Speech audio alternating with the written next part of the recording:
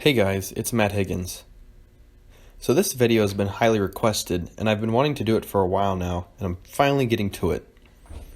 So in this video, I'm going to go over briefly all of the ships of the Confederate Navy in Canon. Just a quick disclaimer, I'm not going to be including ships like the Umbaran transport that are borrowed craft and didn't see much action off-world. There's quite a few ships to go over, so we're going to go ahead and get started. So first, there are 5 classes of capital ships that the Confederacy operated. The Subjugator class cruiser was a heavy cruiser armed with 2 ion cannons. The most well-known ship of this class was the Malevolence, and was once used to attack a clone medical center.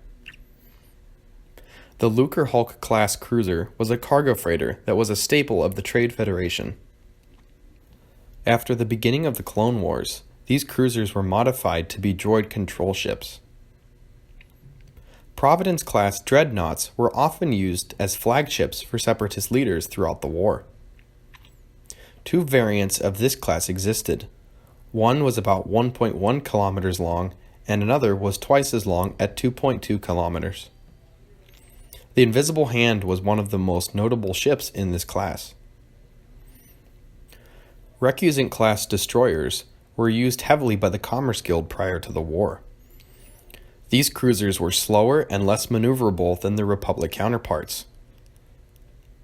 The last capital ship is the Diamond class cruiser. Diamond class cruisers were also used by the Commerce Guild, and we see them in the background of the Battle of Geonosis. The Separatists operated 2 classes of corvettes. First, the Gazanti-class corvette was a ship used by a variety of different factions. Several crime organizations, the Separatists, and eventually the Galactic Empire made use of this ship.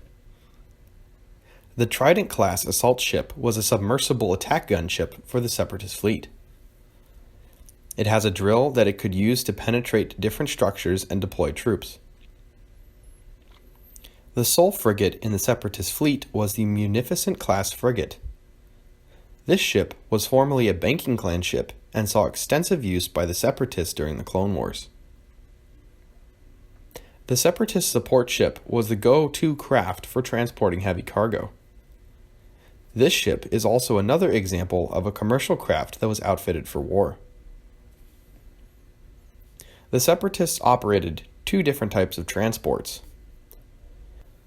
The C-9979 landing craft was the most common transport from capital ships to the surface. The Trade Federation first used the transport and transitioned it to the Separatist Navy. The Hardcell class transport was the primary craft of the Techno Union. These transports were utilized during the Battle of Geonosis. A few different shuttle models were used throughout the Clone Wars. The Sheathipede class transport, utilized by the CIS, was a Nemoidian craft meant for short-range transport.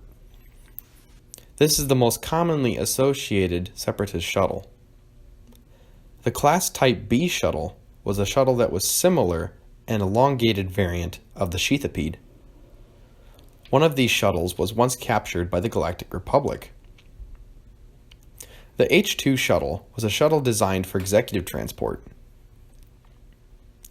The Droid-class boarding ship was once used to hunt escape pods and penetrate the hulls of Republic ships.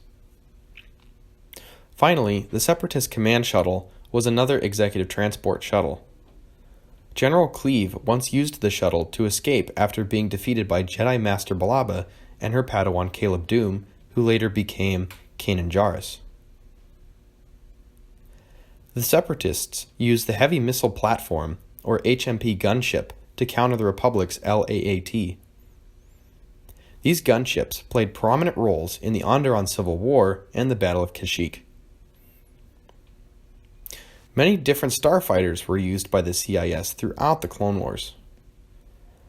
The Vulture-class starfighter was originally a Trade Federation ship used to protect shipments.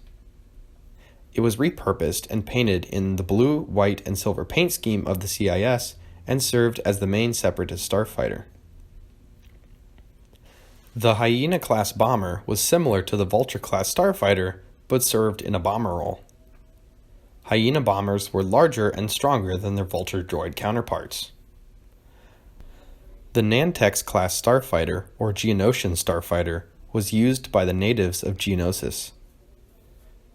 These starfighters had tractor beams so they could stay on their target if they were close enough. The Bebelab Starfighter was a single-seater starfighter. It is most commonly known as General Grievous's Starfighter. The Droid Tri Fighter was a droid interceptor that was smaller and more nimble than the Vulture droids. These fighters were used by some holdouts to fight the Empire for years after the Clone Wars ended. The Rogue-class Starfighter was used primarily by Magna Guard droids.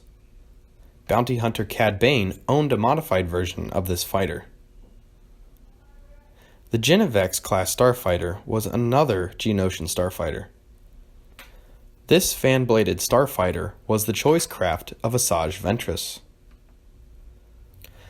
Finally, we have one sloop ship, the Geonosian Solar Sailor.